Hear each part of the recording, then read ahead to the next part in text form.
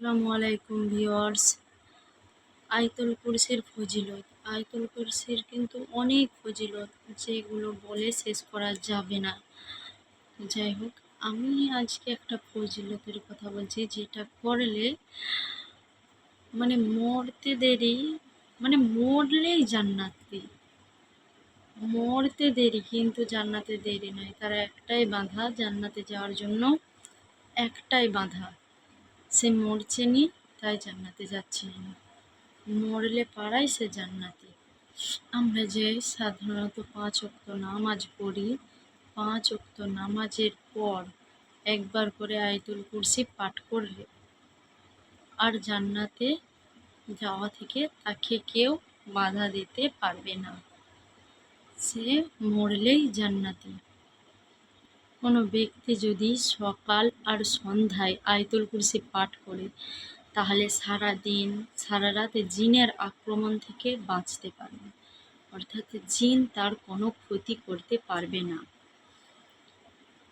আয়াতুল কুরসির এতটাই ফজিলত, জিন তার ধারে কাছেও ঠেসতে পারবে। আর রাত্রেবেলা ঘুমানোর আগে পড়লে শয়তানও তার ধারে কাছে ঠেসবে না। শয়তান তার কোনো ক্ষতি করতে পারবে না। শয়তানের ধোঁকাতেও সে পড়বে না।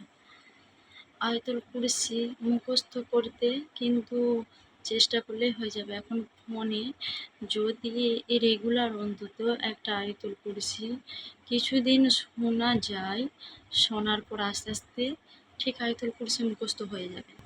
এইভাবে চেষ্টা করলে, আমার বাচ্চা কিন্তু ফোনে শুনেই মুখস্থ করে নিয়েছে আয়াতুল কুরসি। ও যে কোনো মানুষ চেষ্টা করলে, যখন দীর্ঘদিন যদি কেউ এক ভাব শুনতে তার এক সময় কি হয়, মুখস্থ হয়ে যায়, মনের মধ্যে সেটা গিঁথে যায়। যদি রোজ রাত্রেবেলা শোনা যায়, তারপরে ঠিক মুখস্থ হয়ে যাবে।